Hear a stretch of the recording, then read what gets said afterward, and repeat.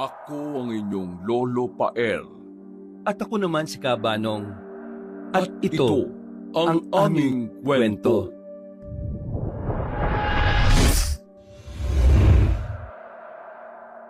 Habang pinagmamasda ng bahay na nilipatan, ay napapabuntong hininga na lang si Michael kasunod na matindi na pagngiti.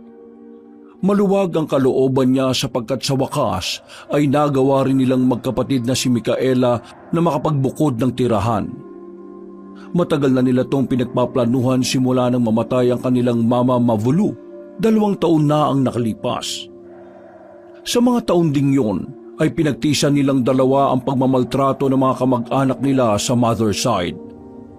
Sa tulong ng mga kakilala at ilang kapitbahay ay nagawa nga nilang makaalis sa poder ng mapang-api nilang kaanak at sigurado si Michael na hindi na sila matutunto ng mga yon dahil napakalayo na talaga nila.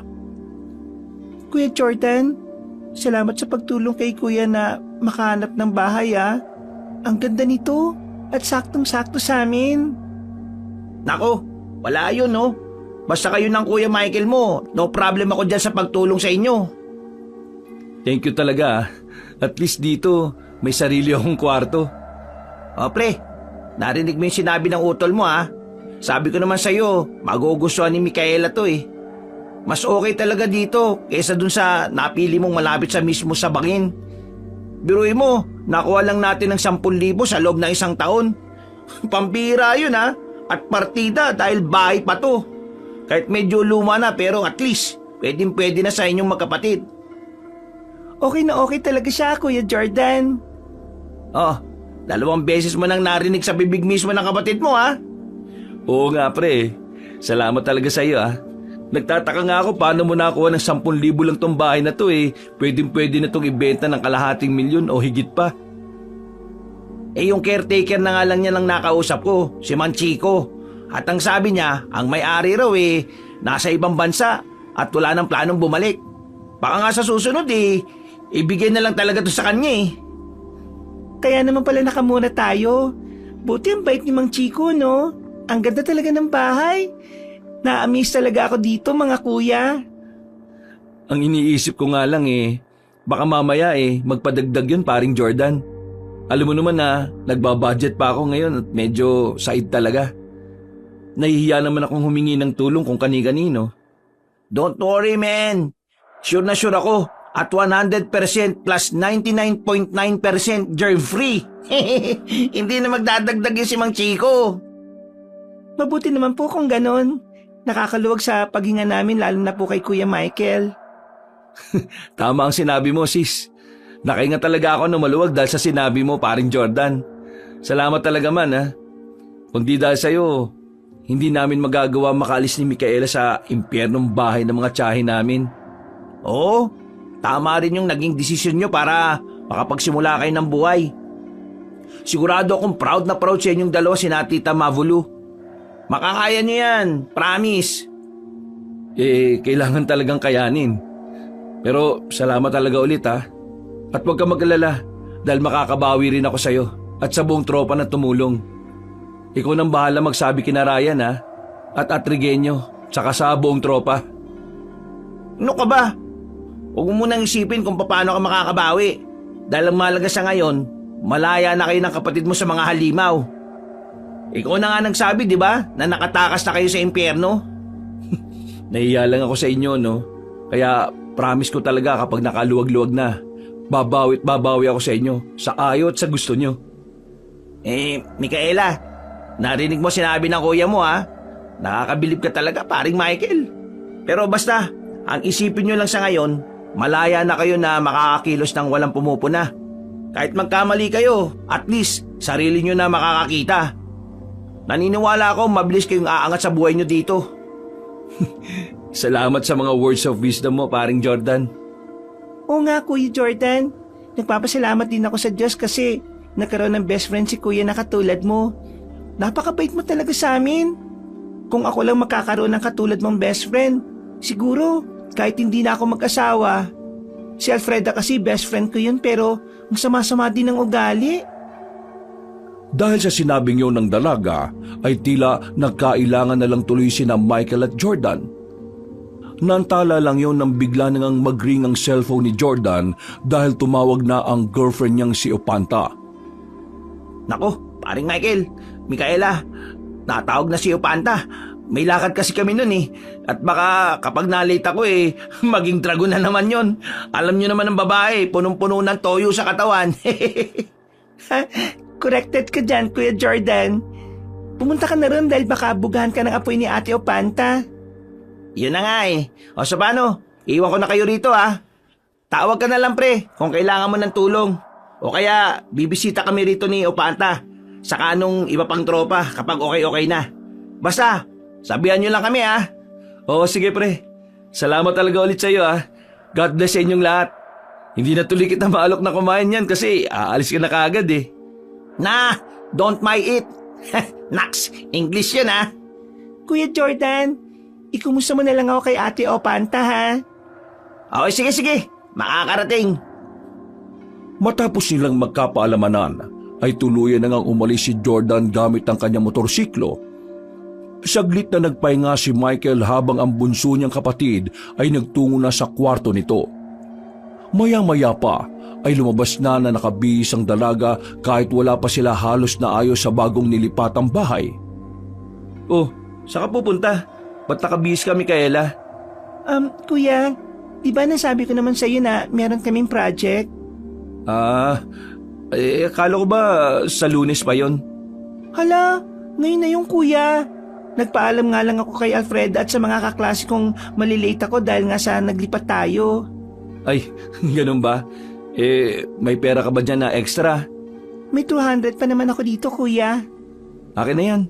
Itong kunin mong 500. Basta hanggang next week na yan ha. Sige kuya, salamat dito. Yumakap ang dalaga at dali-daling lumabas sa inuupahan nilang bahay. Pag-alis noon ay muling nagmuni-muni si Michael habang nakaupo sa maliit na sofang nakatalukbong pa. May mga gamit na kasi sa loob ng bahay na pinagamit na lang din muna sa kanila kaysa raw masira na lang dahil sa pagkabulok o pagkaluma.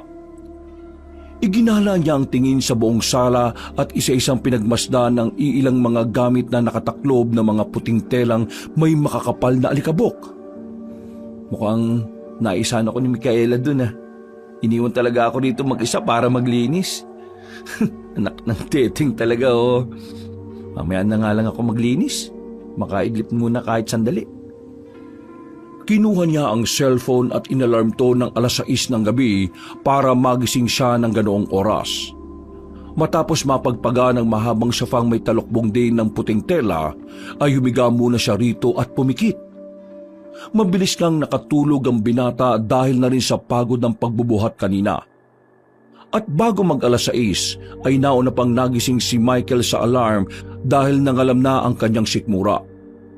Pagkakuha niya ng cellphone ay napaismid siya sapagkat 5 minuto pa bago tumunog ang alarm. Nak ng teteng, nauna na naman ako magising sa alarm. Ay nako, useless din talaga tong alarm na to Pinatay na niya ito para hindi na magingay pa. Pagkatapos ay umalis na siya sa sofa at nagtungo sa banyo na nasa pinakadulong bahagi ng bahay. Katabi ng nasabing banyo ang isa pang pinto na nakakandado. Sa pagkakatanda niya, ayon kay Jordan, papunta raw sa basement ang pintong yun at ikinandado raw talaga ng may-ari bago to umalis papunta sa ibang bansa. Simula rin daw ng malakang pinto na yon ay hindi pa to nabubuksan hanggang ngayon. Takot din daw kasi ang caretaker na baka kung ano ang makita sa basement. Napaismid tuloy si Michael nang maalala ang usapan nila ng matalik na kaibigan patungkol sa nasabing pinto. Baka mamaya may sawan lang nakatira sa basement na yan kaya sana binubuksan nila kahit 1 o 2 beses lang sa isang buwan. Napakibit-balikat na lang ang binata at nang nasa banyo na siya, pagkatapos umihi at mag-flush ng toilet, ay saglit muna siyang nagilamos na muka. Nang matapos na, ay kaagad siyang lumabas ng bahay at ikinandado ang pintuan. Habang nakatayo sa harap ng bahay ay napainat siya at tinanaw ang kabuuan ng bakuran. Napahikap pa siya saglit bago buksan ang switch ng ilaw sa front door. Nasaan na kaya si Micaela? Nung oras na, di pa nagpaparamdam Makukutungan ko talaga tong babaeng to. Nang umihip ang malamig na simoy ng hangin ay napasingap siya at napapikit. Doon ay nakaramdam din siya ng kaginawaan dahil talagang napakaaliwalas ng lugar na nalipatan nilang magkapatid. Ay, nakaramdam din ako ng katahimikan for the first time pagkatapos mamatay ni Mama. Pagkatapos sabihin yon, ay naglakad na siya palabas ng bakuran at ikinandado na rin ang may kalumaan ng gate. Hindi kaagad siya naglakad sapagkat inisip muna ng binata kung saan nga ba siya bibili ng makakain nila ni Micaela. Hindi niya kasi kabisadong lugar at makakalayo rin ang mga bahay. Kaya wala naman siyang ibang matatanungan sa ganoong oras dahil bihira ang tao at sasakyang nadaan. Nang unti-unting sumindi ang ilaw sa mga poste sa kalsada ay napatingin si Michael sa kapilyang katapat ng kanyang tinitirhan. Pero malayo-layo pa ito. Uy, may chapel pala ron? Ngayon ko lang napansin yun Hindi rin yun napansin ni Jordan malamang. Pagtingin niya roon ay nakita niyang may mga maliliit na liwanag mula sa loob ng nasabing kapilya. Sa kanya lang din napansin na may mga tao pala sa loob. Kung di siya nagkakamali ay nasa 6 na katao yon. Akala ko kung ano yung umiilaw-ilaw Mga kandila lang pala. Pero teka, may misa pala ngayon. Grabe naman at napakadeboto naman ng mga tao rito. Sana all. Ay, gusto ko sanang magpunta. Sayang, nagugutom na talaga ako Sa susunod na lang ako aaten ng misa.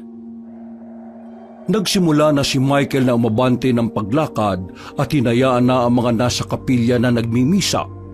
Nang nasa kanto na siya ay nakita niya ang ilang mga tricycle na nakaparada. Kaya nagtanong siya sa mga tao roon kung saan po pwedeng kumain. Itinuro naman sa kanya ng mga tricycle driver ang malapit na mga kainan sa lugar na kaagad niyang pinuntahan. Nang naroon na siya sa nasabing lugar ay tumambad sa paningin ng binata ang magkakahilerang kainan. May ihawan, karinderya, milk teahan at kung ano-ano pa. Wow, mabuti naman pala at mayroong mga kainan dito. Maswerte kami ni Micaela dahil hindi na kami lalayo masyado kung ayaw namin magluto. Matawagan ko na nga muna yung babaeng yun para mabili ko siya ng gusto niyang pagkain. Kinontak niya kagad ang kapatid na kagad namang sumagot. Kuya Michael, pauwi na rin ako. Nagaya lang sila Alfreda saka yung mga classmate ko na kumain saglit. Ah, ganun ba? Magtatanong pa naman sana ako kung anong gusto mong ulam May karinderya kasi ako nakita rito sa malapit sa atin. May milk teahan din at saka iba pang street foods. Kuya, kahit huwag mo na akong ibili ng pagkain. Si Alfreda yung mandilibre sa akin dito sa fast food chain. Dito na kami maghapunan. O sige. Pagkatapos yung mag-dinner, umuwi ka kagad Huwag na kayong kung saan-saan pa magpupunta. Sige kuya, salamat. Bababa ko na to Okay, sige. Pagkababa ng cellphone ay napansin kaagad ni Michael na kapag dinerecho ang mga hilera ng kainan ay matutumbok niya ang palengke sa nasabing lugar. Naghanap na nga siya ng makakainan hanggang sa mapili ang isang karinderya na mukhang masasarap ang mga putahe. Marami-rami ang tao at talatang mabenta roon. Kaya naman nakisingit na siya para makakain na rin kaagad. Dito na lang siguro ako kakain. Tapos bibili na lang ako mamaya na makakain para kung may gusto pa rin kumain sa amin ni Micaela, iinitin na lang. Yung mga hindi na lang madaling mapanis ang bibilin ko. Nang nasa harapan na siya ng tindera ay kagad umorder ang binata. Pabili nga ako ng 2 kanin, tapos itong paksiw na bangus at munggo. Dito po ako kakain Salamat. Pagkasabi niyang yon, kagad kumilos ang tindera kaya wala pang ilang minuto ay naibigay na ang kanyang order. Pumesto kagad siya sa mesang malapit sa bintana at nagsimulang kumain. Nag-enjoy sa pagkain si Michael sapagkat bagong luto ang lahat ng pagkain kumpara sa ibang karinderya. Na kapag ganong oras ay malamig na at malapit nang mapanis sa mga ulam kapag ganoong paggabi na. Ilang minuto matapos mabusog ay lumapit siya ulit sa counter at bumili ng babaunin pauwi sa bahay. Magkano yung sa akin? Bale, order pa ako Pabalot na lang. 2 ulit na kanin tapos itong pritong tilapia, 1. At saka adobong pork chop na lang. Katulad kanina ay mabilis na naman na kumilos ang tendera at ilang minuto lang ay naibigay na sa kanya ang mga bibilhin niya. Nang makapagbayad na, ay lumabas na si Michael sa karinderya at bumili na rin muna ng mga dilata at iba pang kakailanganin nila para bukas. Naglakad-lakad siya hanggang sa muling mapahinto ng malapit na sa kanto. Pasimple niyang pinagmasdan ng nakatambay na mga pampasaherong tricycle at driver na pinagtanungan niya kanina. Napansin niya kasi ang iilang katao sa gitna ng kalsada at may mga hawak-hawak tong mga kandila na parang nagpuposisyon. Napakulot-noo siya at napaisip. Napansin niya rin na parang hindi yung pinapansin ng mga tao sa terminal ng tricycle. Bukod doon, ay nakilala niya ang ilan sa mga yon na nakita na niya kanina sa kapilya. Teka, sila yung mga nasa chapel kanina. Ano bang meron ngayon?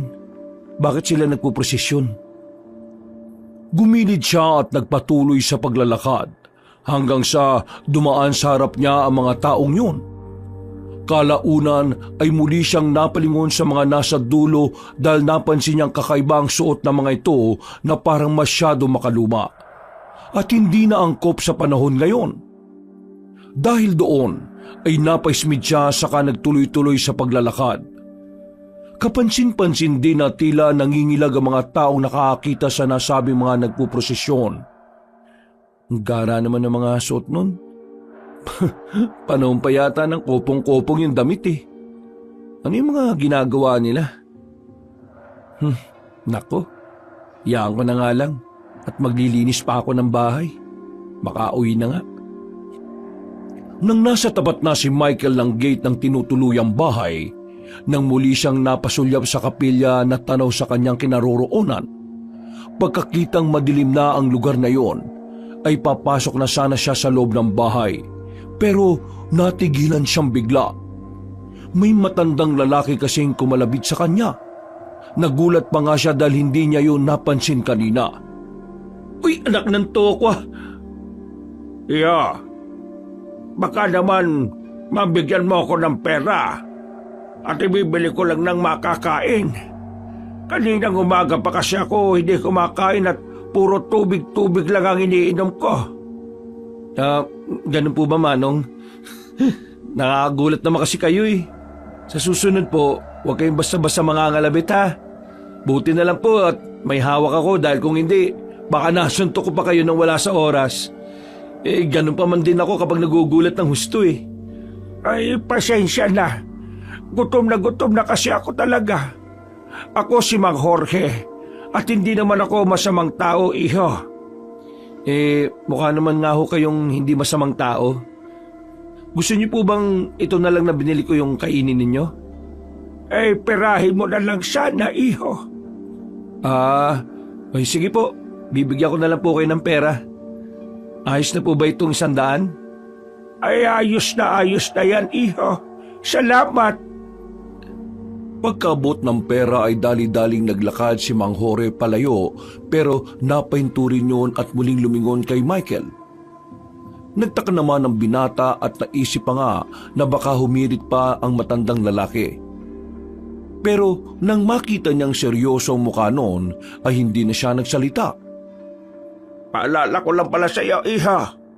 Yung nagpo-prosesyon kanina. Hanggang maaari sana huwag mo silang papansinin. Dahil kapag sinimulan mo silang pansinin hindi ka lang nila tatantanan. Wala naman po siguro masama kung makibahagi ako sa gawain ng simbahan. Nagpapanggap lang sila mga relihiyoso, iho. Mga peking nila lang sila. Paniwala ka sa akin. Hindi na nakasagot si Michael dahil dali-daling umalis si Mang Jorge na lumiko agad sa eskinita. Napaismid na lang ang binata pagpasok sa loob ng bahay. Habang nagsasara siya ng gate ay napapaisip din siya sa mga sinabi ng matandang lalaki. Peking nila lang? Mukhang siya pa nga mas peki eh. Binibigyan ko ng pagkain, ayaw tanggapin. Mukhang ipangsusugal niya lang yung pera. Ay nako, bahala na nga siya. Sa susunod na manghingi yun sa akin, hindi ko na siya bibigyan.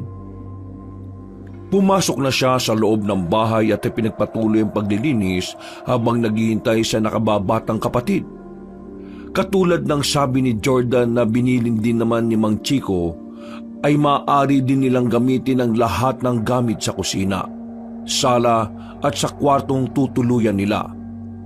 Huwag lang daw talagang bubuksan ang mga nakakandadong silid, lalo ng pinto na papunta sa basement.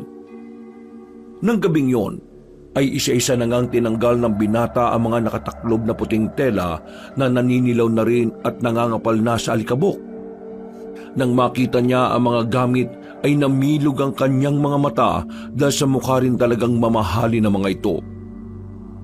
Kahit may kalumaan na, ay halata namang antigo ang nasabing gamit. May kaya talaga siguro yung may-ari ng bahay na ito. Sana all lang talaga. Sigurado kung matutuwa yung si Micaela kapag nakita niya itong parang antigong sofa. Ang swerte pala talaga namin ng kapatid ko. Una niyang nilinis ang sala. Sunod ang mga kwarto bago ang banyo at ilang bahagi ng kusina. Tumigil siya bago mag 8:00 para magpahinga at eksakto rin na dumating na si Micaela. Tungtuwa nga ang dalaga nang makita ang mga gamit na kanina'y nakataklob ng kurtina. Oh kuya, ang swerte-swerte talaga ng nilipatan natin. Parang ayaw ka na tuloy galawin yung mga gamit natin eh. I-stack na lang muna natin sa isa pang kwarto. Total, 3 kwarto naman ang nakabukas eh. Pwede naman. Basta yung mga kailangan ng ilabas natin. Sige kuya, ikaw na bahala dyan ah. Uy, anong ako nang bahala dito? Di mo ako tutulungan? Hindi eh, napagod lang talaga ako kuya. Dahil ang dami namin ginawang project. Kahit tanong mo pa kay Alfreda. Sus, nagdaday lang ka na naman. Bukas tulungan mo ako ha. Oo kuya, promise. O sige na, matulog ka na. Ako nang bahala dito. Natutuwang yumakap ang dalaga bago pumasok sa kwarto nito. Pagkatapos noon ay nagpatuloy ng maglinis ng bahay si Michael. Mag-aalas 12 na ng gabi nang makaramdam na siya ng kapaguran, kaya naisipan na niyang magpahinga. Ayos talaga tong kapatid ko. Napagod tuloy ako eh. Bukas ko na nga ito tatapusin dito sa kusina. Pagod na talaga ako. Bumuntong hininga muna siya bago niya dakutin ng dustpan ang ilang dumi saka ito ilalabas sa gilid ng bahay. Dahil naroon kasi ang basurahan. Nang maitaktak na niya ang dumi roon, ay ibinaba na rin niya ang dustpan. Kinuha niya ang susi at padlock sa kamarahang naglakad papunta sa gate para ilakyon. Nang pabalik na sa loob ng bahay, walang ano-ano ay napansin niya ang mga nagpuposisyon kanina na dumaan na naman sa harap ng kanilang bahay. Nagulat ng bahagya si Michael at nakripihan na rin sapagkat 10 oras ng gabi ay nagpuposisyon pa rin ng mga taong yon. Anong nangyayari sa mga yon? 10 oras na ng gabi Nagpuposisyon pa rin sila? Hindi ba sila sinasaway ng mga opisyal sa lugar na ito? Ay nako. Napailing na lang siya at habang nilalak niya ang gate ay isa-isa niyang pinagmasdan ng mga nagpuposisyon. Mukhang walang nagrereklamo sa mga yan Kaya hindi rin siguro sila tumitigil. O kaya siguro sila-sila lang din yung mga nakatira dito sa mga bahay-bahay dyan. Nakahayaan ko na nga yung mga yan. Natigilan na siya nang muling maalala ang sinabing kagabi ni Mang Jorge tungkol sa mga nagpuposisyon. Paalala ko lang pala sa iyo, iso.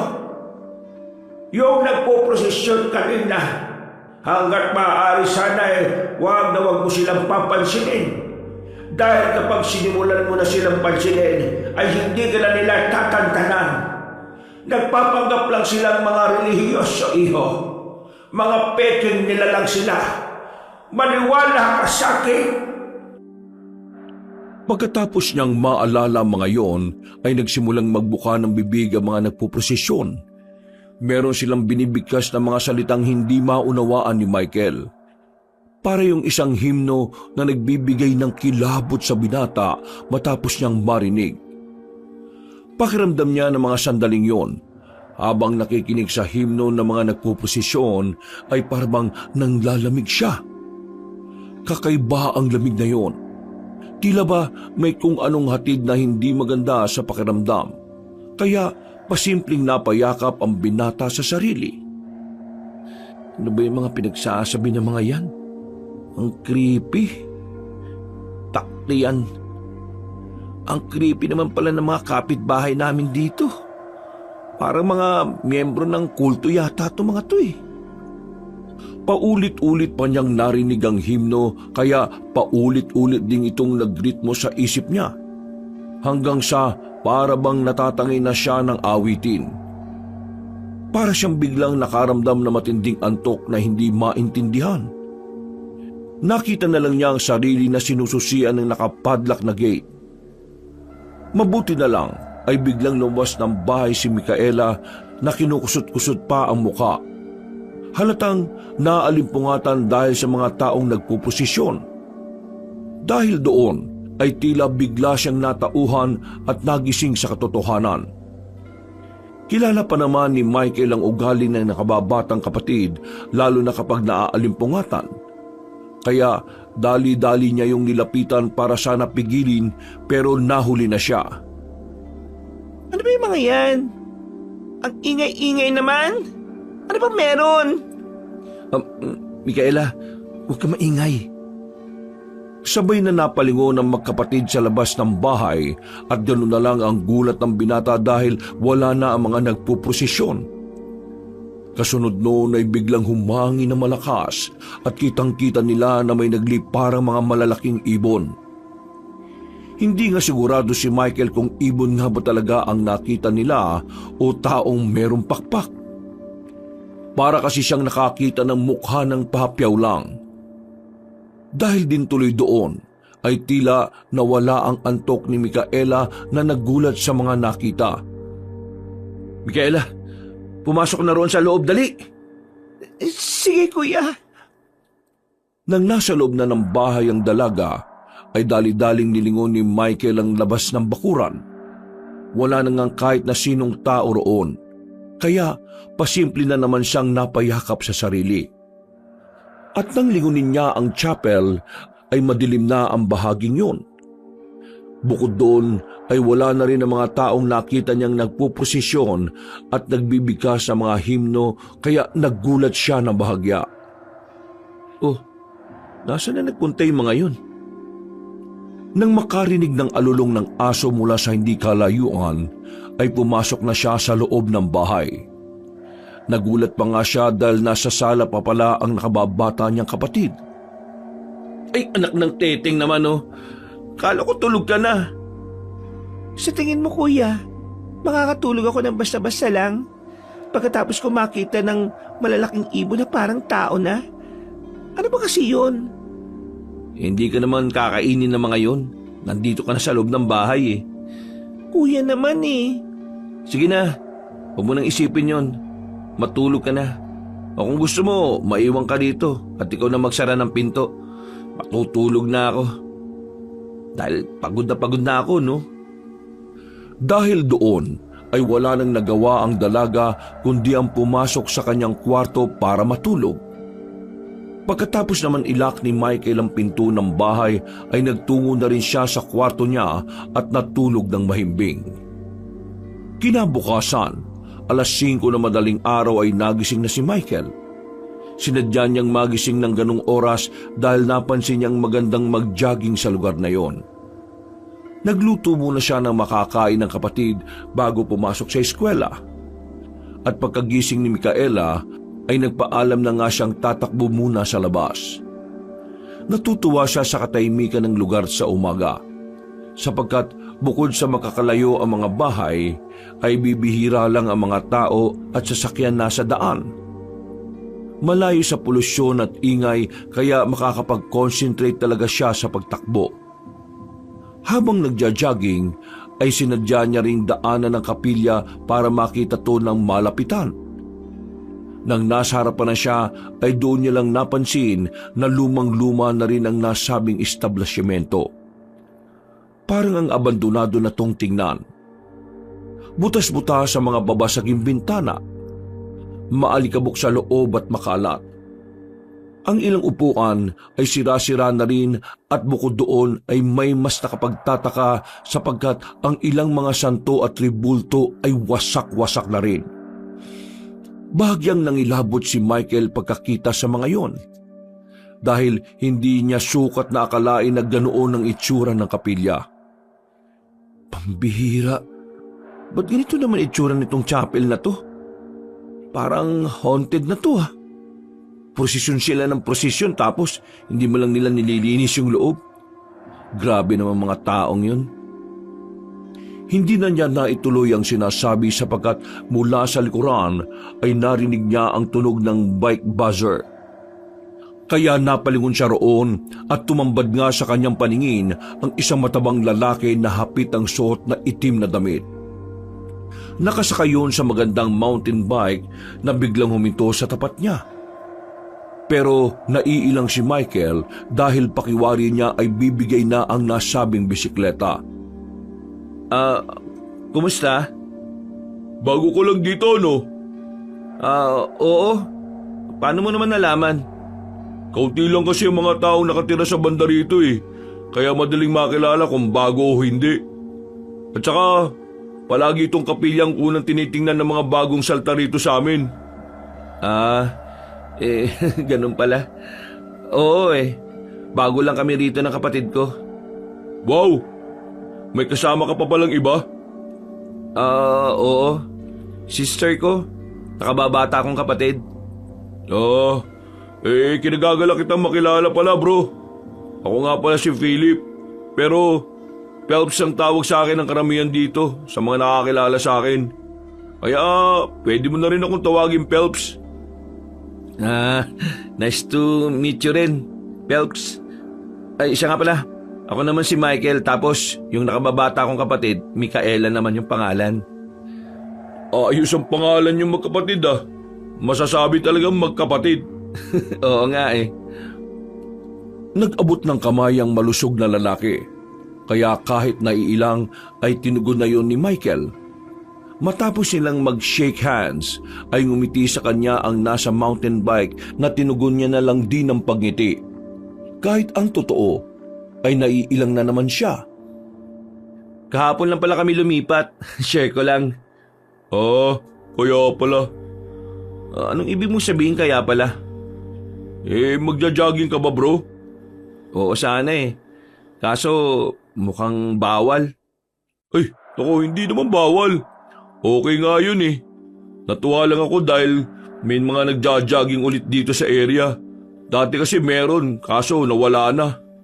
Ha? Bakit naman nawala? Ay, wag mo nang pansinin yung mga huli kong sinabi. Mag-jogging ka na lang na mag-jogging kung kailan mo gusto. Basta, kung saan ka komportable, di mag-exercise o mag-jogging ka sa lugar na to. Walang problema yun. Wag mo na lang pansinin yung mga ibang tao dito Pasimpleng napakunot ng noo si Michael na hindi pinahalata kay Phelps. Pero sa totoo lang ay hindi niya rin talaga mag-get sa mga pinagsasasabi ng kausap. Napabulong tuloy siya sa sarili habang nakikipagplastika ng ngiti sa malusog na binata. Naknang teteng Mukhang ang weirdo talaga ng mga tao dito sa lugar na ito. Hindi ko magets. Yung mga pinagsasabi ng lalaking to kakaiba. Naantala lang ang mga kakatuwa niyang sinasabi sa isip nang biglang mag-buzzer na si Phelps.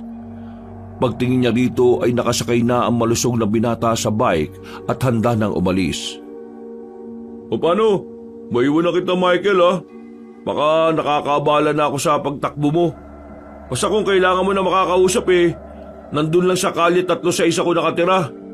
Pagdating mo ron makikita mo kagad yung simpleng bahay na medyo luma na. Doon ako nakatira. Huwag kang mahiyang magpunta ron kung sakali ha. Ha? O sige. Salamat sa panyaya, Phelps. Ingat ka rin sa pagbabike. Sige, bye.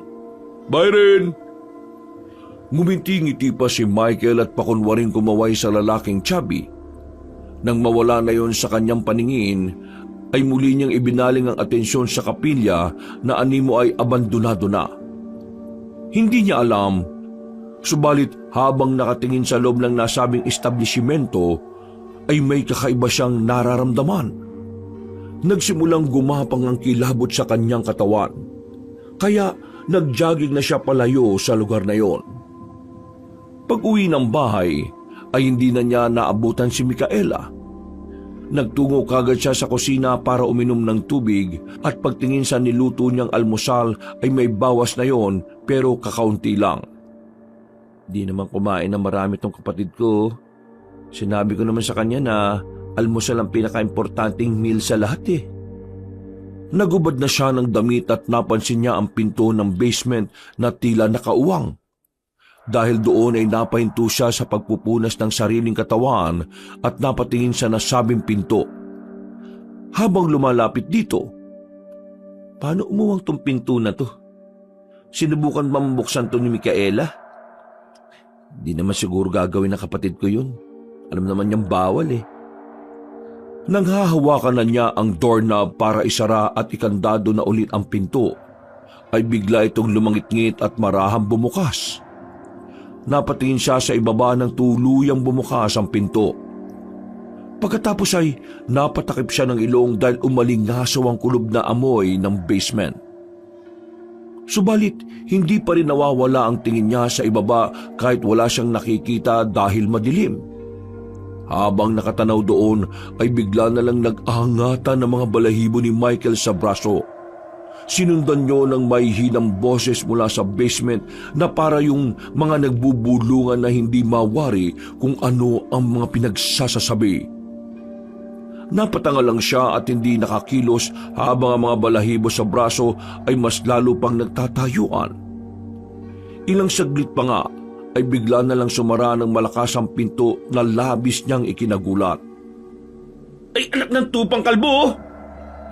Nabitiwan niya rin ang baso at mabuti na lang ay hindi ito nabasag dahil stainless. Ano yun? Hindi pa maproseso ng isip niya ang mga naganap nang bigla namang mag-ring ang kanyang cellphone. Hindi na niya muna dinampot ang baso at nagmamadali siyang nagtungo sa kwarto para sagutin ang tawag. Pagkakita niyang rumihis raw ang pangalan ng kanyang tiya Mogreen na kapatid ng kanyang mama Mavolu. Nag-alangan kagad siya na sagutin yon. Pero dahil sa may nakitira pa rin naman siyang paggalang ay hindi na rin siya nakatiis na sagutin ang tawag. Pag-click pa lang niya ng green telephone icon ay narinig niya kagad ang napakaraming mura ng ginang mula sa kabilang linya. Habang pinakikinggan ni Michael ang masasakit na salita mula sa tiyahin ay makikita sa kanyang mukha ang matinding pagtitimpi. Sa dami ng mura na natanggap niya, ay siguradong umiyak ng husto ang guardian angel na nakakarinig. Pinigil niyang sumagot kaya halos maiyak na siya dahil sa pagtitiis. Maya-maya pa nga ay nag-drop call na kaagad ang binata at matapos niyang i-block sa social media si Tia Mogreen at iba pang kaanak sa mother side. Nang masiguro niyang wala na siyang koneksyon sa mga yon, ay hinagis na lang din niya ang cellphone sa kama sa tila lantang gulay na humiga. Para bang nawalan siya ng gana kaya ipinikit na lang niya ang kanyang mga mata at malungkot na inalala ang kanyang ina. Bakit mo ba kasi kami iniwan kaagad, ma? Sana makayanan ko po na maitaguyod si Micaela. Tulungan niyo po ako, ma. Tulungan po sana ako ng Diyos. Tahimik siyang napaluha, subalit ilang saglit lang ang lumipas ay pinunasan niya rin kaagad ito. Pagkatapos ay saka siya bumangon sa kama at ngumiti na parang aso. Wala kang time magdrama. Marami ka pang lilinisin sa bahay na to, Michael. Babalik ka pa sa trabaho at siguradong may tataguyod mo ang bunso mong kapatid. Kaya mo to. Makakaya mo to. Tiwala lang sa Diyos. Pagkatapos kausapin ang sarili, tumayo siya at ipinagpag ang sarili bago magtungo ulit sa kusina para mag-almusal. Pagbalik niya sa kusina ay muli niyang naalala ang tungkol sa pinto ng basement na katabi lang ng common CR. Nilapitan niya ito at inikot-ikot ang doorknob. At laking pagtataka dahil nakalak na ulit ito kumpara kanina. Ba, guni-guni ko lang siguro yung kanina. Medyo kulang kasi ako sa tulog at medyo nagugutom na kaya siguro ganun. Pagkatapos mag-agahan ay sisimula na sana niya ang paglilinis nang mapansin na tila may anino sa labas ng bahay. Nagtungo siya sa sala at nasipat nga ang ilang mga tao sa labas ng bakuran na tila pabalik-balik at patingin-tingin. Dahil doon ay lumabas siya ng bahay at pakunwaring nagwalis-walis. Nang makita niya ang 3 tao na bumalik na naman, ay doon na siya napakunot ng noo. Kanina pa talaga pabalik-balik itong mga mokong na to Lalabasin na sana niya ang mga yon nang bigla siyang mapansin. Nang makitang papunta na siya sa gate ay biglang nagtakbuhan ng 3 kalalakihan. Mas lalo lang tuloy na weirdoan si Michael kaya sumilip na lang siya sa gate. Hanggang sa hindi na makita ang 3 lalaki na pawang mga kabataan lang din. Problema na mga yun. Sinabi ko naman sa iyo, Otoy, huwag kang magpapakita ng pagka-interes sa mga yon dahil hindi ka na nila titigilan. Anak ng titing naman Mang Jorge, nagulat ba kita? Asensya naman, Otoy. Kung ganon, iwas-iwasan mo ang pagkakape mo para hindi ka maging magugulatin. Sinabi ko naman po, di ba? Magugulatin ako talaga. Sa susunod po, walang sisiyan kapag nasap ako talaga kayo. Sabi ko naman sa iyo, Otoy, na huwag mo silang kakausapin dahil hindi ka nila tatantanan. Ano po bang ibig niyo sabihin, Manong? At saka, huwag niyo naman po akong tawaging Utoy dahil may pangalan po ako. Ako po si Michael. Ako po si Michael L. Turak. Yan po complete name na with middle name pa yan. Bikoy na lang para mas maiksi. Yung mga yon na pasilip-silip sa bahay mo, isang grupo yon dito na nagpapanggap na mga relihiyoso. Pero ang totoo ay may sikreto silang samahan na hindi pangkaraniwan. Hindi pangkaraniwan? Oo.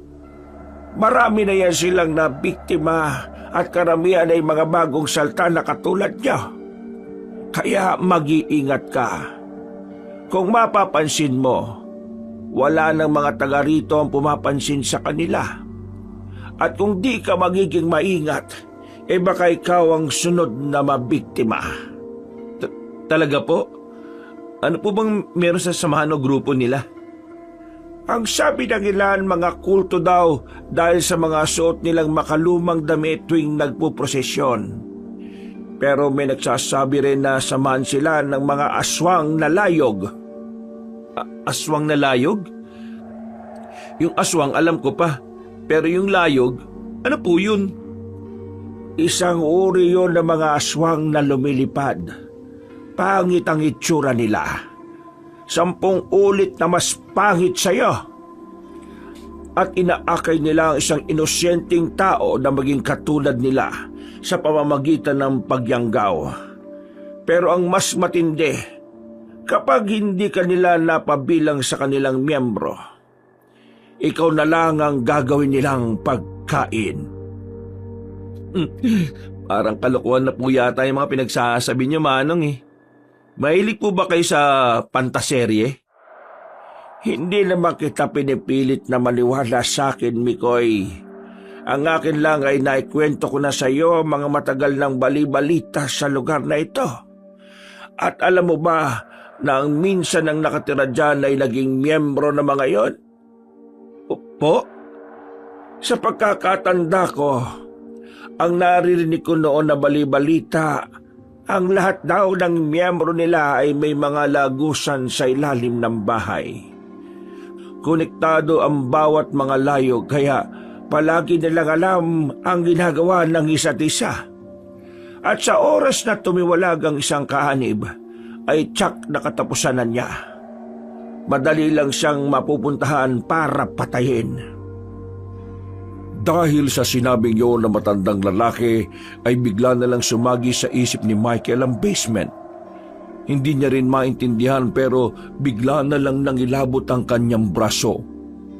Ramdam na ramdam niya ang pananayo ng mga balahibo pero hindi niya to pinahalata. Ano, buhay ka pa ba, Bikoy? Natulala ka na sa takot dahil sa mga sinabi ko Hindi naman po. Hindi rin naman kasi kapanipaniwala ang mga kwento niyo eh. Nasa sayo na lang yan kung maliniwala ka o hindi. Ay, siya nga pala. Pwede bang makahiram ulit ako sa iyo ng pera? Ayos. Sabay ganun talaga eh, no? Sa bandang huli, pagkatapos ng pag-uusap, ay wala na ring nagawa si Michael kundi bigyan ulit ng pera si Mang Jorge. Hindi niya rin maintindihan ng sarili na kahit naiinis, ay tila magaan naman ang loob niya sa matandang lalaki. Pagpasok ng bahay, sa pagpapatuloy ng paglilinis ay maraming tumatakbo sa isipan niya. Siya mismo ay kinukutuban ng mayroong hindi pangkaraniwan sa bahay na yon. At mas lalo yung tumitindi matapos marinig ang sinabi ng matandang palaboy. Totoo nga kayo mga sinasabi ni Mang Jorge? Kinabukasan at sa mga sumunod na araw ay naging maayos naman ang mga pangyayari sa bagong bahay. May napapansin nga lang si Michael lalo na sa basement at sa tuwing tatanungin niya ang nakababatang kapatid ay wala naman itong napupuna. Pagdating naman sa labas ng bahay ay madalang na rin na nakikita ni Michael ang mga nagpuposisyon at kahit si Phelps ay hindi na rin niya nakita. Gusto niya nga sanang puntahan yon sa kalye 36 pero hindi pa niya magawa. Kailangan pa kasi niyang tapusin ang pag-aayos sa bahay, lalo na ngayong siya lang at walang katuwang. Hindi naman kasi maasahan si Micaela dahil bukod sa palaging abala sa eskwela ay babae rin ang kapatid at maraming arte sa katawan. Binibilisan na rin niya dahil halos 2 linggo na siyang naka-leave sa trabaho. Sa susunod na linggo ay babalik na siya at siguradong wala na nga mag-aasikaso sa loob ng bahay. Biyernes ng umaga. Pagkatapos maglinis ay saglit na nagpahinga si Michael bago ipagpatuloy ang natitirang dapat linisin sa kusina. Sinisikap niyang alisin sa isip ang mga nalaman kay Mang Jorge sa tuwing nag-aayos. Palagi na lang kasi yung tumatakbo sa utak niya. Magmula noong mag-usap sila nung nakaraang araw. Nang matapos na sa kusina, ay nagtungo ang binata sa likod bahay kung saan ay nakastak lang sa gilid ng laundry area ang lumang washing machine. Sabi ni Jordan sa kanya nung nakaraan ay gumagana pa raw yon, sabi na may-ari, kaya sinubukan niya. Ang mga puting tela na naninilaw na ay isinalang niya roon. Habang inihintay na tumigil ang pag-ikot ng washing machine, ay nagwalis-walis muna siya sa loob ng bahay hanggang sa makita niya ang resulta pagkatapos. Ang ganda pala talaga ng bahay na to kapag nalinis talaga ng matindi. Sayang lang talaga hindi na inalagaan ng may-ari eh. Umupo siya sa malambot na sofa at saglit na nagpahinga. Muli niyang minasdan ang bahay na ang ganda-ganda na sa kanyang paningin. Bakit kaya iniwan to na may-ari at ipinagkatiwala na lang sa iba? Posible kaya na konektado to sa mga sinabi ni Mang Jorge sa akin nung nakaraan? Nasaan na rin kaya yung matandang yun? Hindi ko yata siya napagkikita ngayon Tumayo na ulit siya matapos marinig na nag-alarm ang washing machine. Lumapit kagad siya roon at tinango ang mga tapos na. Naglagay siya ulit at muling bumalik sa sala para mahiga. Ay, bukas na ng umaga ko na mapuputulan ng damo yung tapat ng bahay para hindi mainit-init. Teka, anong oras na rin pala? Ay, pupunta muna ako sa karinderya. Muli ngang lumabas ng bahay ang binata at ang matapos niyang ikandado ang gate, ay muli siyang napalingon sa lumang kapilya. Napansin niya na may ilang taong nakatambay sa tapat noon na naghihintay yata ng pagbukas ng kapilya.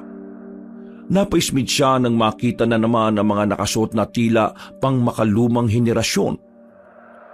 Sabi ni Mang Jorge, huwag ko raw silang pansinin. Mukhang tama nga yung manong na yun. Ang gagara kasi ng... Ha?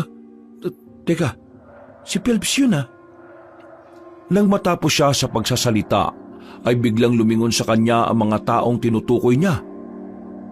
Umabante na lang siya kagad ng lakad bilang pag-iwas sa mga yon. Pero hindi siya nakaligtas kay Phelps na kagad lumapit habang pangitingiti. Wala na tuloy siyang nagawa kundi ang tumigil at ngumiti na rin dito. Oh, ang tagal din nating hindi nagkita ulit, Michael . Oo nga di rin kasi ako masyadong nakakalabas. Gawa ng... Abala ka ba sa pag-ayos sa loob ng bahay? Ha? Paano mo nalaman? Di ba sabi mo, bagong lipat lang kayo rito? Sa pagkakatanda ko, magmula na mag-usap tayo magdadalawang linggo pa lang yun . Oo nga pala Nakakalimutan ko na. Akala mo siguro minaman-man ang kita Ha? Nakita kitang kausap si Mang Jorge nung isang araw. Malamang may sinabi sa iyo yun na patungkol sa kasiraan namin. Napalunok na lang ng laway si Michael dahil hindi niya rin talaga alam kung paano malulusutan ang mga sinasabi ni Phelps. Pero nagulat na lang siya dahil bigla yung umiti. Pero ang ngiting yon ay alam niyang may pakahulugan. Ang seryoso mo naman masyado. Sige na, maiwan na muna kita dahil baka nakakaabala pa ako sa iyo. Hayaan mo lang yung si Mang Jorge dahil bilang na rin naman ang mga araw nun sa mundo . Pag-alis ng grupo ni Phelps ay nagtuloy-tuloy na si Michael sa karinderya pero tila lutang pa rin ang isip niya. Kung ano-ano kasi ang naglalaro sa utak niya matapos makausap ang malusog na binata. Alam niya sa sarili na may mga laman ang sinasabi noon kaya parang hindi tuloy siya mapakali. Mas lalo siyang nagulantang nang makita ang mga nagkakagulong tao. At ilang saglit pa nga sa kahabaan ng street foods area ay nakita niya ang dahilan ng kaguluhan. Meron kasi roong natagpo ang patay na katawan ng tao. Medyo huli na nang dumating si Michael dahil isinasakay na ang nasabing bangkay. Pag-alis ng mga yon, nagkanya-kanya na rin ang mga tao na parang normal na lang ang lahat. Pagkabili ng makakain ay umuwi na si Michael pero may kakaibang takot pa rin sa kanyang puso. Dahil sa lalim ng iniisip niya, ay hindi na niya napansin na nakasalubong at nakabunggo na niya si Mang Jorge. Sobrang lalim naman yata ng iniisip mo at hindi mo na ako nakita, Mikoy. Ay, kayo pala, Mang Jorge. Buti na lang at nakita ko kayo kaagad. Ang tagal niyo pong nawala Ang totoo niyan, nagtatago kasi talaga ako, Mikoy. Po? Kanino naman po? Sa mga kasapi na mga aswang layog. Alam kong pinaghahanap na nila ako. Nakita mo ba yung natagpuang bangkay doon kanina? Akala siguro ng mga aswang ako yung taong napatay nila. Kapag nalaman nilang hindi ako yon, siguradong yayariin nila ako. Teka po, totoo po ba yung sinasabi nyo? Ay, oo nga pala. Ay bakit? Bigla-bigla ka na lang sumisigaw dyan, Mikoy. Nakausap ko po si Phelps kanina, dun sa kapilya. Magpuprosesyon daw sila Tapos, nabanggit nga niya na yung tungkol sa inyo, Mang Jorge. Ang sabi niya bilang na raw ang araw nyo. Talagang sinabi yon ng animal na yon. Kung ganun kailangan ko munang umalis sa lugar na ito. Bakit hindi nyo na lang po sila isumbong sa mga pulis, Mang Jorge? Kung totoo naman po ang hinala nyo, mas mabuti po sigurong lumapit kayo sa mga kinauukulan. Sa tingin mo ba, sa tagal na mga yan dito walang nakaisip ng ideya na binibigkas mo? Kung di naniwala mga pulis sa mga taong nagsumbong noon, paano pa nila paniniwalaan ng isang katulad ko? Matagal-tagal din tayong hindi magkikita. O baka hindi na. Teka, bakit hindi na lang po muna kayo sa bahay? Natigilan na matandang Ginoo sa sinabing yun ng binata. Matagal silang nagkatitigan na tila naghihintay sa isa't isa hanggang sa ngumiti ang matandang lalaki. Sigurado ka ba dyan, Mikoy?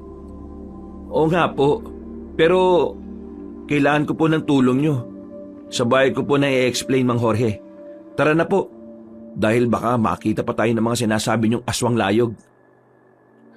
Tahimik ang buong paligid habang nakaupo si Michael at si Mang Jorge sa antigong sofa. Nagngingit-ngit ang orasan sa pader. Tila ba nagpapaiwatig ng isang kasuklam-suklam na revelasyon. Naalala ko po kasi yung sinabi nyo na konektado yung mga bahay ng mga aswang sa isa't isa. May kailangan po akong ipakita sa inyo. Tumayo ang binata at tinungo ang nakalak na kwarto na minsan nang nagbukas. Itinuro niya ito kay Mang Jorge na tila nagulat din sa nakita. Pagkadaka ay tumayo na rin ang matandang Ginoo at lumapit sa kinaroroonan ng pinto. Pumikit siya sandali at tuminga ng malalim. Sabi po ng caretaker na si Mang Chico, hindi raw po ito pinabubukas ng may-ari nitong bahay. Pero nung nakaraan, nakita ko pong nakabukas tapos may kung anong kakaibang puwersa sa loob. Bigla lang pong nagsara yan at hindi na ulit nabuksan. Kung tama ang hinala ko, Mikoy, baka isa nga to sa nagdurugtong sa mga aswang lalayog. Sa pagkakatanda ko kasi noon, ay ang may-ari rin ng bahay na to ay kabilang sa mga nagpapanggap na mga relihiyosong yon. Dahil doon ay hindi na nag-atubili pa si Michael. Kumuha siya ng matigas na bakal at binunggo ang doorknob. Isang malakas na kalabog ang pumuno sa katahimikan. Sabay langit-ngit ang pinto habang dahan-dahan itong bumubukas. Sumambulat ang alikabok at amoy ng panis na kahoy.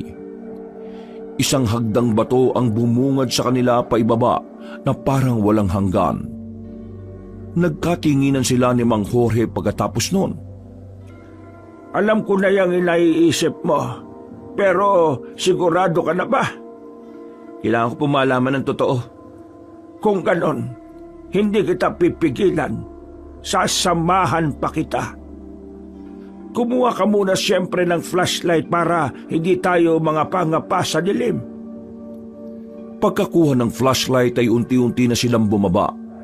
Sa bawat takbang ay lumalalim ang dilim at lumalakas ang kabog ng dibdib ni Michael.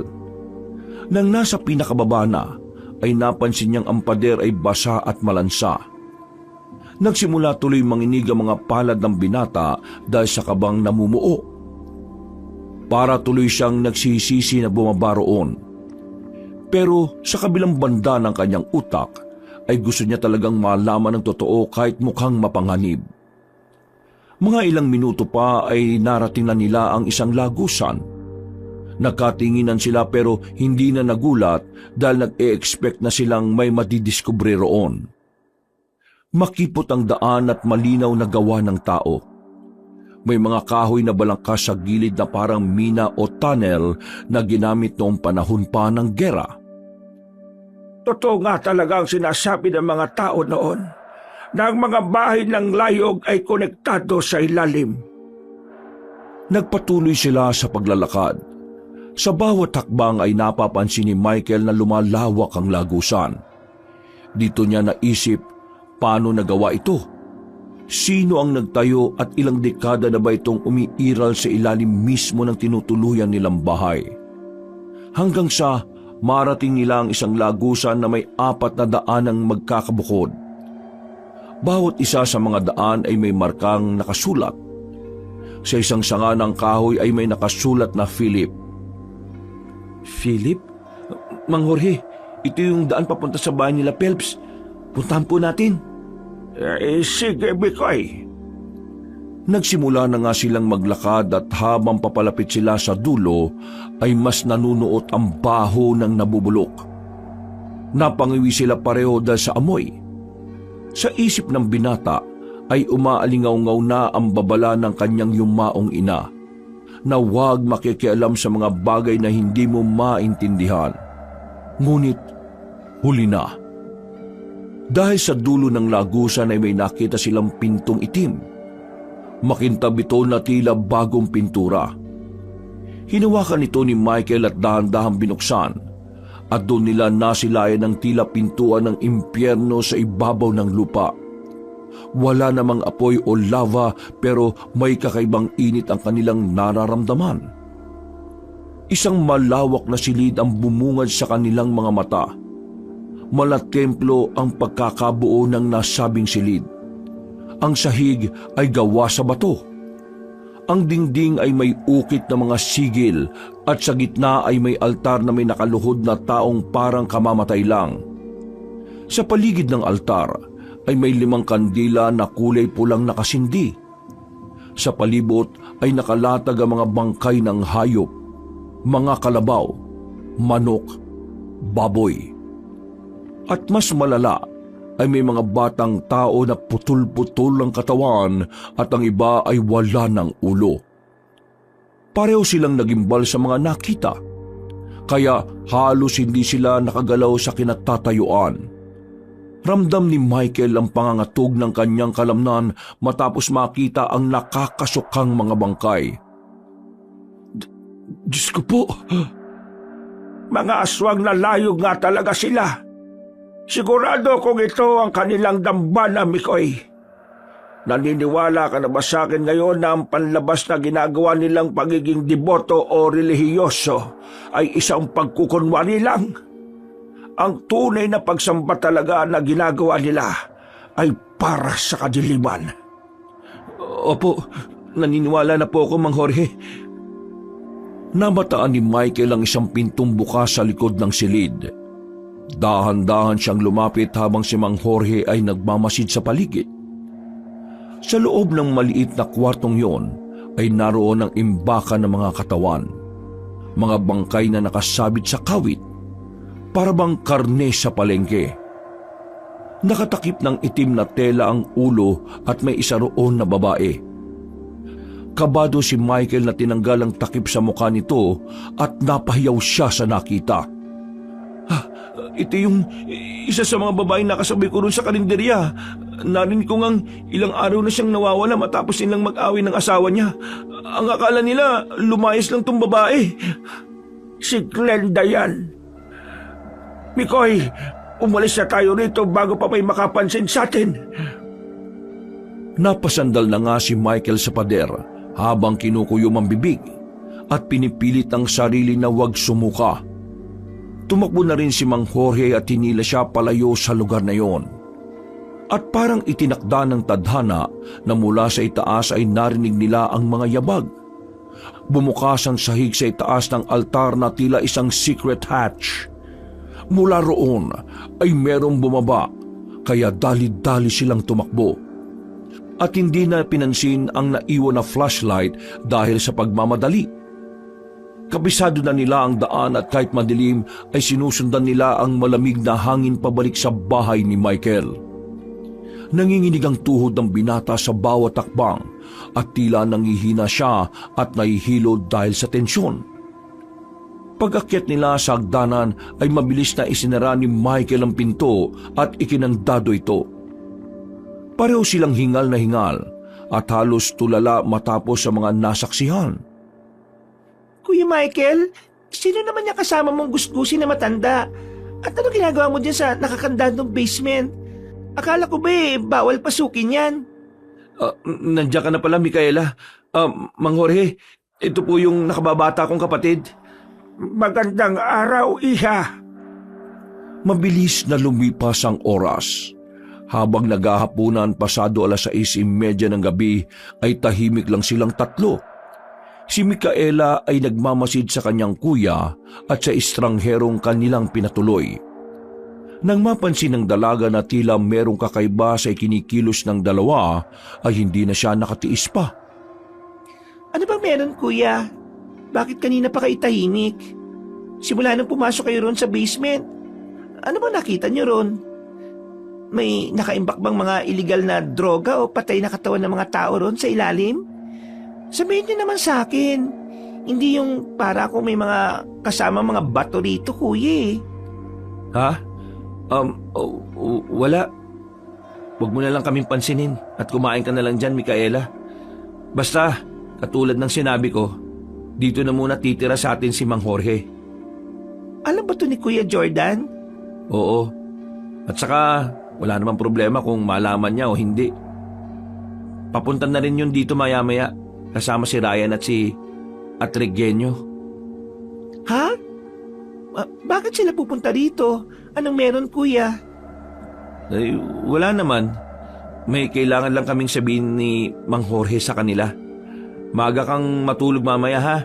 Pagkatapos mong kumain, huwag ka munang lalabas ng kwarto mo. Bakit, kuya? May problema ba? Wala. Sige na, kumain ka na. Magpapaalam din pala ako, kuya.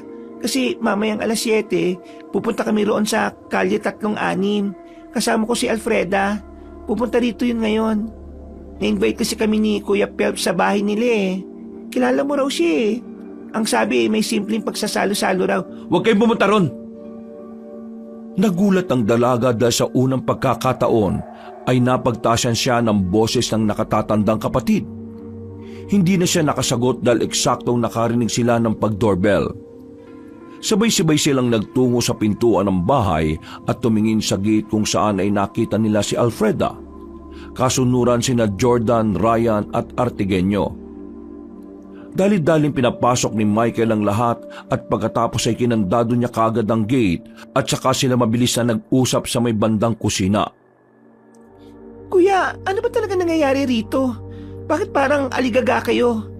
Meron ba kayong kaaway nila at Kuya Jordan? Hindi pa man natatapos ng dalaga ang pagsasalita ay nakarinig na ulit sila ng pag-doorbell. Pagsilip ni Mang Jorge sa bintana ay nanlaki ang kanyang mga mata sa nakita. Nandito na sila, Mikoy. Sinasabi ko na nga ba't alam na nila ang ginawa natin? Anong sinasabi ni Mang Jorge, kuya? Sabihin niyo naman sa akin, please. Doon muna kayo ni Alfreda sa kwarto mo. Huwag kayong lalabas doon kahit ano mangyari ha. Hanggat hindi ko sinasabi. Magkandado kayo ng pinto at harangan nyo kung kinakailangan. Hindi na nakatugon pa ang dalaga dahil sinama na sila nila Ryan at Atrigenio sa kwarto. Naiwan na lang sa sala sina Michael, Jordan at Mang Jorge habang nakatingin kay Phelps kasama mga deboto na kadiliman. Alam ko nandiyan kayo at nakikinig kayo sa amin, Michael. Lumabas ka na dyan dahil may babalik lang naman ako sa iyo. Naiwan mo kasi itong flashlight mo eh. Nakita ko rin sa basement namin. Amoy na amoy mo ang flashlight na to kaya huwag mo nang itatanggi sa akin ang lahat. Mang Jorge, ano pong gagawin ko? Alam na niya ang totoo kahit i-deny pa natin yun. Mas lalo lang tayo mabubuko. Ang pinakaunang sandata ay huwag magpakita ng takot sa kaaway. Pero kinakabahan po ako eh. Kaya nga huwag kang kabahan, Mikoy. Pambihira naman po oh. Natigilan na ang dalawa sa pag-uusap dahil narinig nilang bumukas ang pinto. Pagtingin doon ay nakita nila si Jordan na lumabas na hawak-hawak ang bugkos ng bawang. Walang kabog-abog na hinagis yun na matipunong binata sa grupo ni Phelps. Nang tumama ang bawang sa mga yon, ilang saglit pa ay unti-unti silang nangisay. Dahil doon ay napangiti si Jordan, kahit sina Michael at Mang Jorge na nakadungaw sa bintana. Subalit, ang kasiyahan nilang yon ay biglang napawi nang huminto si Phelps pati mga kasama niya. Pagkatapos ay malakas silang nagtawanan na parang walang bukas. Anong klase yan? Sa tingin nyo talaga takot kami sa bawang? Sino naman na nagpauso niyan, ha? Akala nyo ba lahat na ang aswang takot sa bawang? Naknamputot kong tsinta. Oh, ibigay mo tong flashlight sa kaibigan mo. At maghintay lang kayo ng ilang oras dahil bibisita na kami sa bahay ninyo. Jordan, pumasok ko na rito. Baka mapahama ka ba dyan? Huwag ka mag-alala, Michael. Dahil patas ako kung lumaban. Wala naman sana akong balak na pakialaman ka kung di ka lang nangahas na pumasok sa basement ko. Ngayon, Pasensyahan na lang talaga tayo. Bibigyan ko kayo ng oras para makapaganda sa laban. Pero tandaan mo na kahit sino man ang lumabas dyan sa inyo ngayong gabi, papatayin naman nakabantay kong kasamaan sa paligid lang. Bakit di mo na lang kami pakawalan ha? Pangako, hindi kami magsasabi kahit na kanino. Hindi ko magagawa yon. Pero masasabi ko lang, kapag nalampasan niyo ang gabing ito, kapag sinikatan kayo ng araw, dun ko lang kayo titigilan. At di ko nagagambalain pa. Kaya habang may oras pa kayo, bago mag 12:00 ng hating gabi, ay maganda-handa na kayo. Ulitin ko lang na hindi kami takot sa bawang. Paborito namin yan at madalas na piniprito. Bigyan nyo kami ng magandang laban bago kong kapitbahay.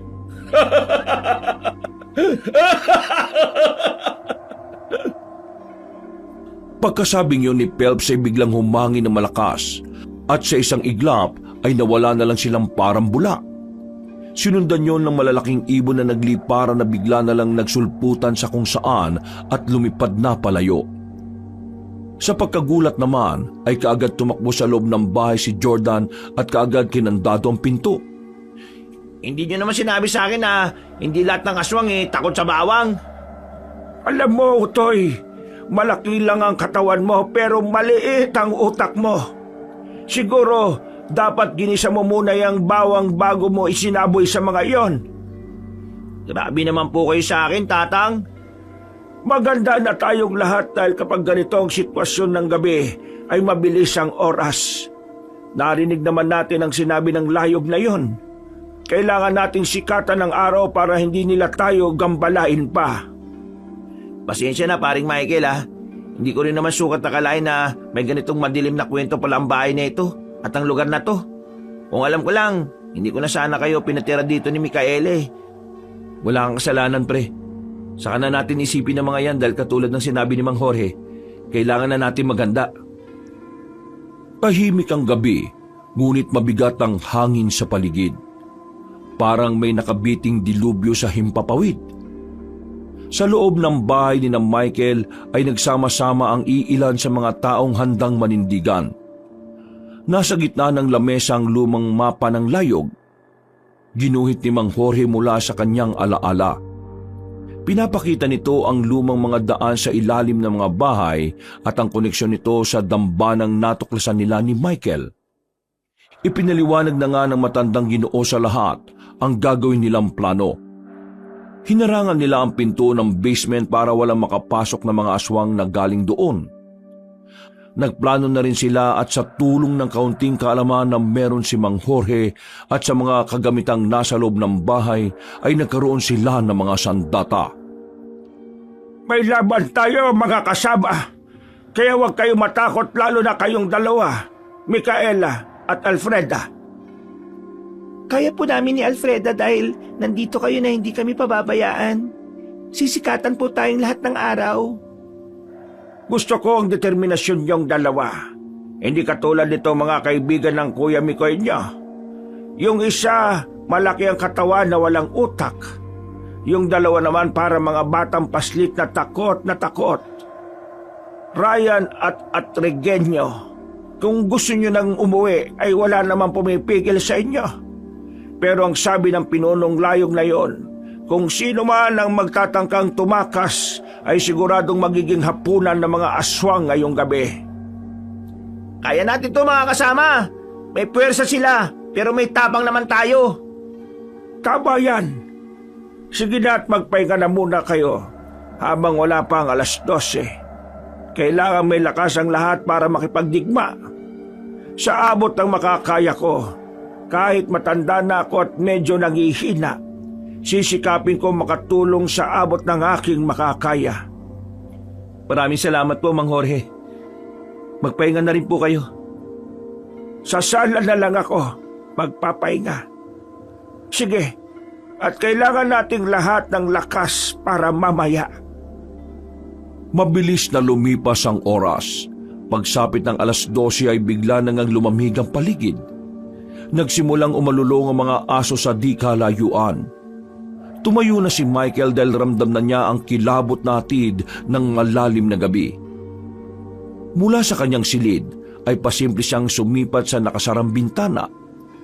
Nakakita na siya ng mga anino at nakakarinig na ng mangilang-ilang mahihinang ungol. Kinuha niya ang antigong patalim na galing lang din mismo sa tinitiran nilang bahay. Ibinulsan niya rin ang mga pamintang may panghang at dinikdik na uling. Mabuti na lang din ay may dalang baril si Jordan kanina bago pumunta roon na gagamitin lang daw nila kapag kinakailangan na. Narito na sila. Diyos ko, tulungan niyo po kami na masikatan ng araw. Nang maihanda na ang kanilang sarili, ay lumabas na siya ng kwarto.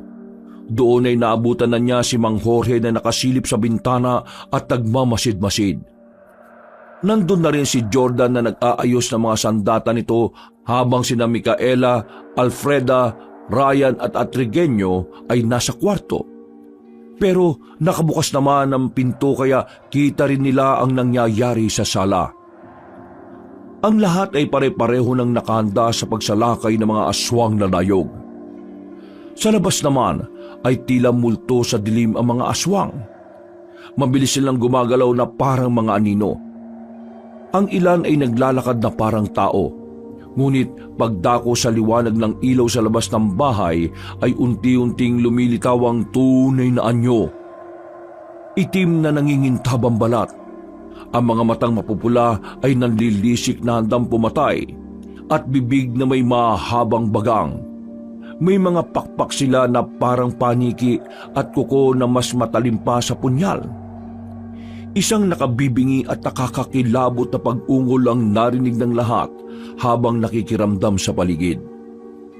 Sa pagsilip ni Michael sa butas ng bintana, ay nakita niyang nakatayo na si Phelps sa haligi ng gate.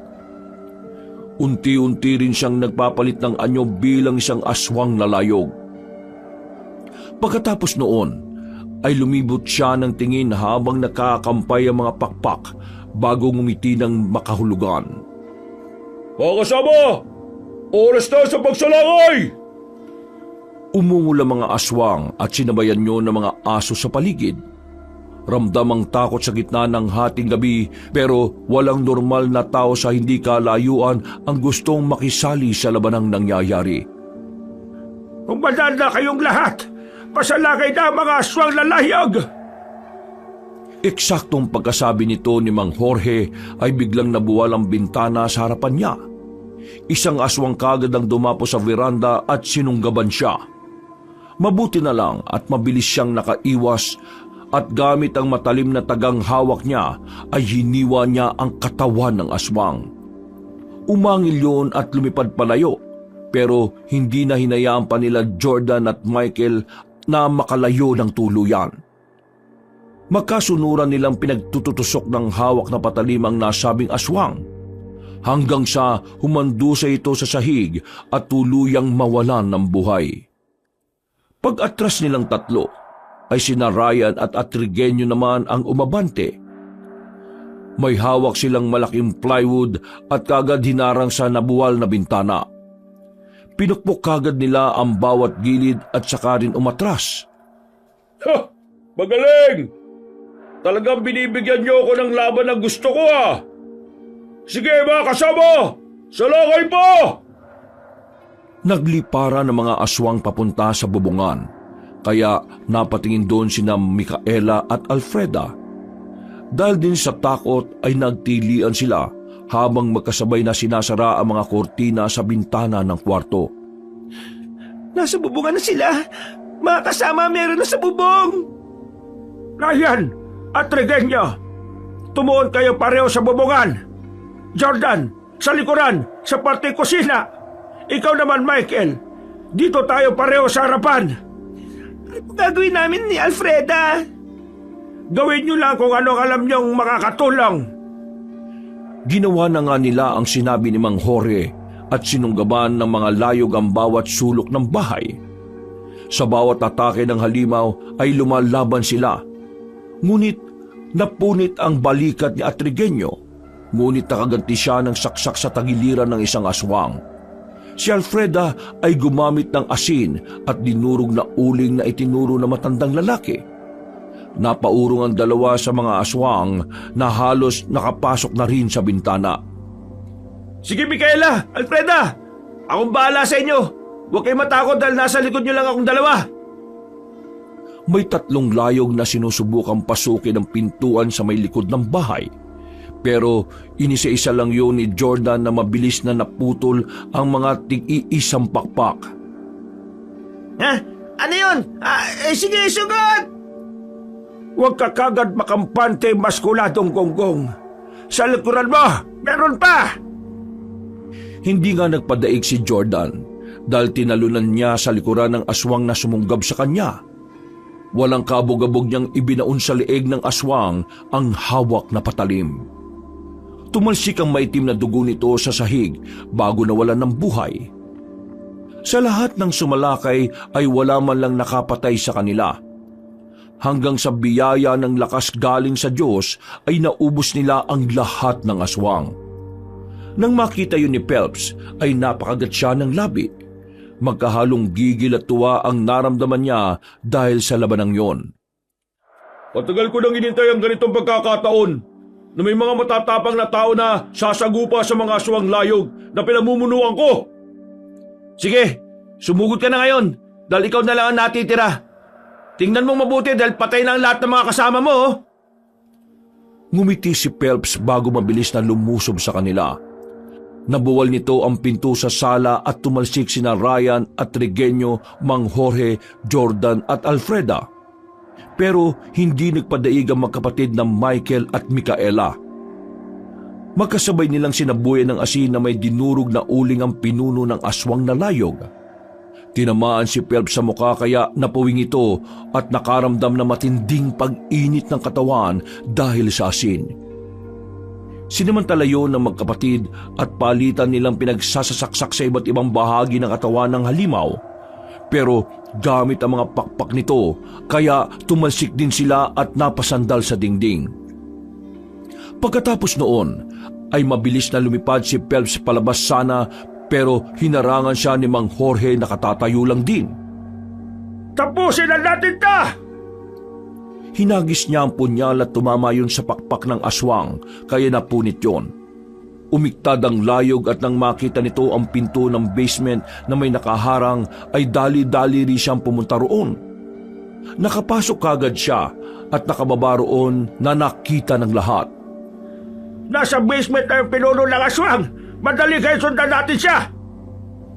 Agad-agad na tumakbo sina Michael, Jordan, Ryan at Regenio, Micaela at Alfreda patungo sa basement. Bawat takbang pababa ay tila paglusong sa kailaliman ng kasalanan. Sumugod naman si Mang Jorge dahil iika-ika na nga siya. Nang marating nila ang ilalim ay muli nilang nakita ang damba ng may pulang kandila. Ang altar na kanina lamang ay tahimik, ngayon ay may apoy na muling nagliliyab. At naroon na nga si Phelps na nakaluhod sa harap ng altar. Para na yung nababaliw dahil palitan ng pag-iyak at pagtawa. Ngunit ang tinig ay hindi na sa isang tao. Ito ay tila ba pinaghalo-halo ng pag-iyak ng sanggol, tili ng babae at pag-alulong ng hayop. Sumuko ka na, Phelps! Ikaw na lang ang natitira sa mga aswang! Tapusin na natin to!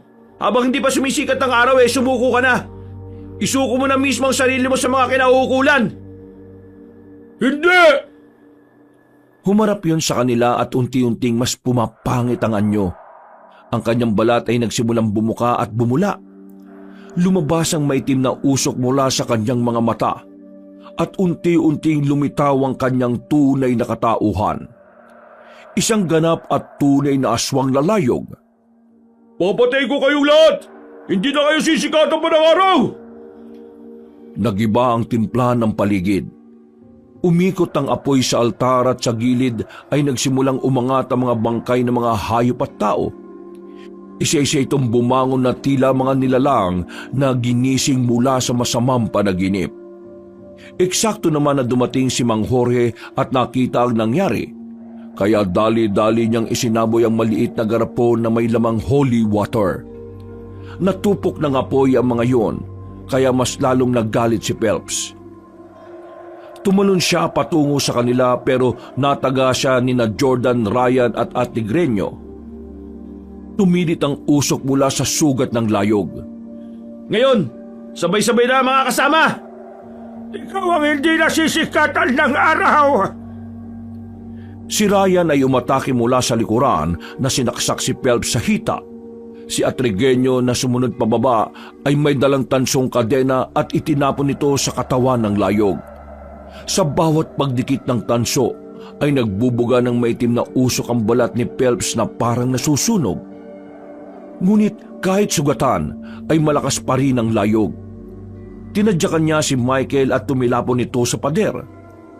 Si Micaela ang sumugot at sinaksak sa tagiliran si Phelps gamit ang matalim na hawak. Napasigaw ito sa sakit. Mga bastos! Papatay ko kayo lahat! Tumayo si Michael kahit duguan ang noo. Nakita niya ang malaking kandila sa altar at meron siyang naisip. Lumapit siya roon at tinulak ang altar. Nang makita siya ni Jordan ay tumulong ang matalik niyang kaibigan, habang sina Ryan, Atrigueño at Mang Jorge ay pinipigil ang aswang. Dinampot naman ni Micaela ang baril na nahulog mula sa kanyang kuya Michael at sinentro ito sa nagpupumiglas na si Phelps. Hindi niyo ako mapapatay! Mamamatay ka! Hindi ka nasisikatan ng araw, aswang! Pagputok ng gatilyo ay tumama direkta sa ulo ng aswang ang bala. Kasabay nito ay nabagsakan siya ng altar na tinulak ni na Michael at Jordan. Hindi pa rin nakontento si Mang Jorge dahil pinagsasasaksak niya pa ang aswang. Pinigil na lang siya ni na Ryan at Atrigueño matapos mapansin na unti-unti nang nalulusaw ang layog. Mang Jorge, tapos na po ang laban. Salamat sa Panginoon! Nanatiling sikreto ang nangyaring yon at sila-sila lang ang nakakaalam. Dahil doon ay lumipat na lang din ng bahay ang magkapatid. Sa isang simpleng bahay lang pero totoong tahimik at walang kahit na anong sikreto patungkol sa kadiliman. Sinama na nga rin nila si Mang Jorge at itinuring na rin na totoong kapamilya. Wakas!